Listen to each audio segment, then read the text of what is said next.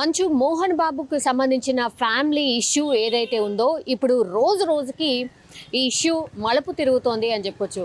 ఎందుకంటే సండే నుంచి స్టార్ట్ అయినటువంటి ఈ ఇష్యూ అయితే ఇంకా కూడా కొనసాగుతోంది. ఎందుకంటే ఫ్యామిలీ ఇష్యూ అయినప్పటికీ కూడా వీళ్ళందరూ కూడా సినిమా ఇండస్ట్రీలో చాలా పెద్దగా చలామణి అవుతున్నటువంటి ఫ్యామిలీస్ కాబట్టి వాళ్ళ ఇంట్లో చిన్నది ఏది జరిగినా సరే ఒక పెద్ద వార్తలాగా అవుతుంది.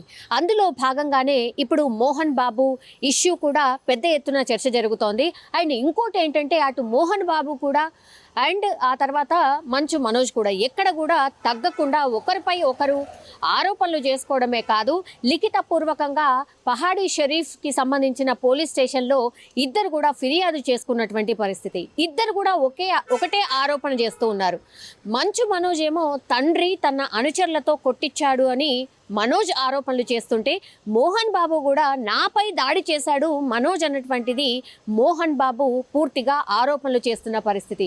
ఇవి ఆరోపణలు మాత్రమే కాదు, డైరెక్ట్గా ఇప్పుడు ఇద్దరు వెళ్ళి మోహన్ బాబు కావచ్చు లేదంటే మనోజ్ కావచ్చు వీళ్ళిద్దరు వెళ్ళి పహాడీ షరీఫ్ పోలీస్ స్టేషన్లో లిఖితపూర్వకంగా పూర్తిగా కంప్లైంట్ కూడా చేయడం జరిగింది.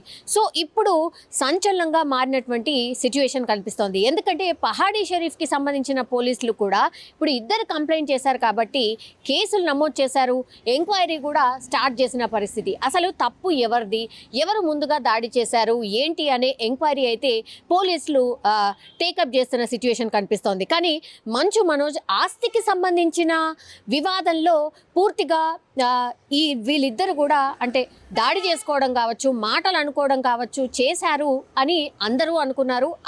అలాంటి లీకే బయటకు వచ్చిన పరిస్థితి.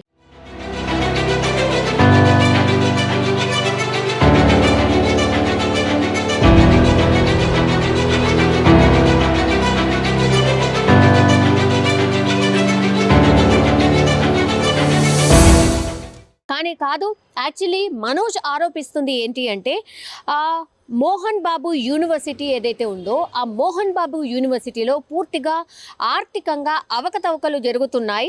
అందులో భాగంగానే వాటిని ప్రశ్నించినందుకే నా మీద కక్ష కట్టారు, అందులో భాగంగానే మా నాన్న మా మీద దాడి చేశాడు అనేటువంటిది ప్రధాన ఆరోపణగా మనోజ్ చేస్తున్న పరిస్థితి అయితే కనిపిస్తోంది. ఇదే విషయాన్ని నేను పోలీసులకు చెప్పినప్పుడు కూడా పోలీసులు కూడా వన్ సైడెడ్గా అంటే ఫస్ట్ ఏమో పహాడీ షరీఫ్ పోలీసులు నాకు ప్రాణహాని ఉంది, మాకు రక్షణ కల్పించండి అని మేము వెళ్ళి పూర్తిగా పోలీస్ స్టేషన్లో కంప్లైంట్ చేసి వచ్చాము. సో అందులో భాగంగానే అగైన్ మోహన్ బాబు కూడా సేమ్ అతనికి కూడా నాకు కూడా ప్రాణహాని ఉంది, నాకు కూడా రక్షణ కల్పించండి అంటూ ఇద్దరు కూడా సేమ్ వర్షన్ పహాడీ షరీఫ్ పోలీసులకు కంప్లైంట్ రూపంలో ఇవ్వడం జరిగింది. సో ఇద్దరికీ ప్రాణహాని ఉంది అని అంటూ ఇరువురు పోలీస్ స్టేషన్లో కేసు ఫైల్ చేయడం జరిగింది.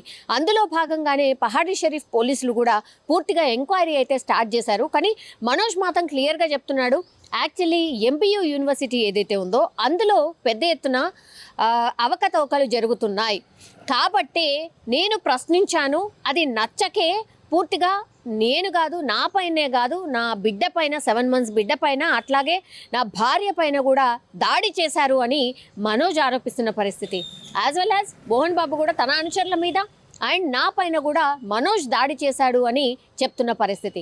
ఇంకోవైపు ఏమో మంచు లక్ష్మి కావచ్చు లేదంటే మంచు మనోజ్ కావచ్చు, విష్ణు ఆల్రెడీ హైదరాబాద్కి చేరుకున్నారు కాబట్టి ఇప్పుడు మోహన్ బాబు ఇంటికి వెళ్ళిన తర్వాత మరి మనోజ్ని పిలిచి అసలు ఏం జరిగింది ఏంటి అనేది కనుక్కునే ప్రయత్నం చేయబోతున్నారా? ఇప్పుడు ఏదైతే హై డ్రామా క్రియేట్ అయిందో ఆ ఫ్యామిలీకి సంబంధించిన డిస్ప్యూట్ని పూర్తిగా తీసుకొచ్చి సోషల్ మీడియాలో షేర్ చేసుకోవడం, పోలీసులకు ఫిర్యాదు చేసుకోవడం వరకు వెళ్ళింది కాబట్టి మరి దీన్ని ఎట్లా పరిష్కరించబోతుంది ఏంటి అనేది చూడాల్సిందే. కానీ మనోజ్ మాత్రం క్లియర్గా చెప్తున్నారు, ఇంకో ఆరోపణ కూడా చేశారు. ఎందుకంటే ఇది పోరాటం కూడా కాదు, ఇది ఆత్మగౌరవానికి సంబంధించింది, నా భార్య పిల్లల సేఫ్టీకి సంబంధించింది. ఇది నాతో ఒక మగాడిగా నాతో డైరెక్ట్గా వచ్చి నాతో ఏం చేసినా పర్వాలేదు, నా భార్య పేరు ఇంక్లూడ్ చేయడం, నన్ను తొక్కేదానికి నా 7 నెలల పాపని ఇంక్లూడ్ చేయడం, నా బిడ్డల ఇంట్లో ఉండగానే అలా బిహేవ్ చేయడం కరెక్ట్ కాదు. ఈరోజు పోలీస్ దగ్గరికి నేను వెళ్ళి ప్రొటెక్షన్ అడిగాను. నేను మొన్న వచ్చి అడిగినప్పుడు మీకు అన్ని ఎవిడెన్స్లు ఇస్తాను, ఎస్ఐ గారు ఇక్కడి నుంచి వచ్చి నేను ఇస్తాను సార్ ప్రొటెక్షన్ చూపించాను, బౌన్సర్లు అందరూ అక్కడికి దాంకున్నారని చూపించాను. అది కొంచెం చూసి ఓకే సార్ మీరు ధైర్యంగా ఉండండి, మేము ఎక్కడికి వెళ్ళట్లేదని చెప్పి మాట్లాడి పారిపోయారు. అండ్ సీఎంలకు అండ్ పోలీస్ ఆఫీసర్స్ కి కూడా రిక్వెస్ట్ చేసిన పరిస్థితి. మా పైన అయితే పూర్తిగా దాడి చేశారు, చంపే ప్రయత్నం కూడా జరిగింది కాబట్టి మాకు సెక్యూరిటీ కల్పించండి అని.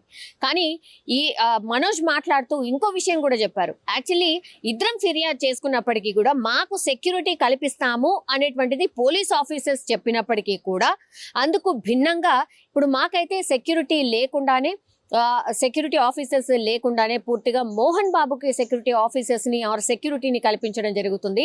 ఇది ఎంతవరకు కరెక్ట్, ఎంతవరకు న్యాయము అనేటువంటి విషయాన్ని అయితే క్వశ్చన్ చేయడం జరుగుతుంది.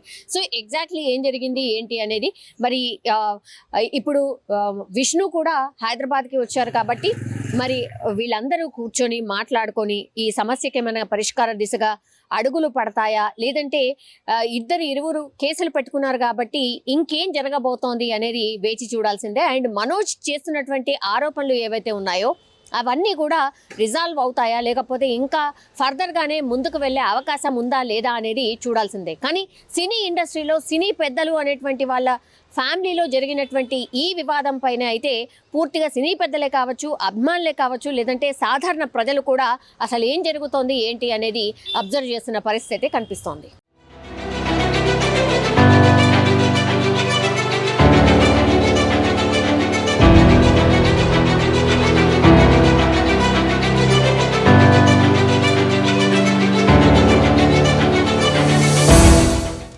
ఎందుకంటే ఇది పోరాటం కూడా కాదు, ఇది ఆత్మగౌరవానికి సంబంధించింది, నా భార్య పిల్లల సేఫ్టీకి సంబంధించింది.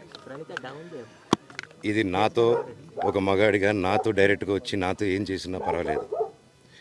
నా భార్య పేరు ఇంక్లూడ్ చేయడం, నన్ను తొక్కేదానికి, నా 7 నెలల పాపని ఇంక్లూడ్ చేయడం, నా బిడ్డల ఇంట్లో ఉండగానే అలా బిహేవ్ చేయడం కరెక్ట్ కాదు. ఈరోజు పోలీస్ దగ్గరికి నేను వెళ్ళి ప్రొటెక్షన్ అడిగాను. నేను మొన్న వచ్చి అడిగినప్పుడు మీకు అన్ని ఎవిడెన్స్లు ఇస్తాను, ఎస్ఐ గారు ఇక్కడి నుంచి వచ్చి నేను ఇస్తాను సార్ ప్రొటెక్షన్ చూపించాను, బౌన్సర్లు అందరూ అక్కడికి దాక్కున్నారని చూపించాను. అది కొంచెం చూసి ఓకే సార్ మీరు ధైర్యంగా ఉండండి, మేము ఎక్కడికి వెళ్ళట్లేదని చెప్పి మాట్లాడి పారిపోయారు. నేను ఇంక్లూడ్ చేయడం, నా బిడ్డల ఇంట్లో ఉండగానే అలా బిహేవ్ చేయడం కరెక్ట్. ఈరోజు పోలీస్ దగ్గరికి నేను వెళ్ళి ప్రొటెక్షన్ నేను మొన్న వచ్చి అడిగినప్పుడు మీకు అన్ని ఎవిడెన్స్లు ఇస్తాను, ఎస్ఐ గారు ఇక్కడి నుంచి వచ్చి నేను ఇస్తాను సార్ ప్రొటెక్షన్ చూపించాను, బౌన్సర్లు అందరూ అక్కడికి దాక్కున్నారని అది కొంచెం చూసి ఓకే సార్ ధైర్యం ఉండండి, మేము ఎక్కడికి వెళ్ళట్లేదని చెప్పి మాట్లాడి పారిపోయారు. ఇప్పుడు కానిస్టేబుల్స్ వచ్చి అందరూ నా మనుషులను అందరినీ భయపించి ఇప్పుడు వాళ్ళ పేర్లు తీసుకొని బెదరగొట్టి మా మనుషులను పంపించేసి వేరే బాడీ గార్డ్ లోపలికి పంపించున్నారు సార్.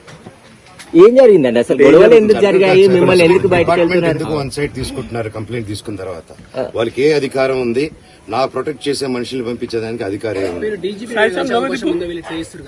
ప్రపంచంలో అందరినీ కలుస్తాను సార్, బయలుదేరి.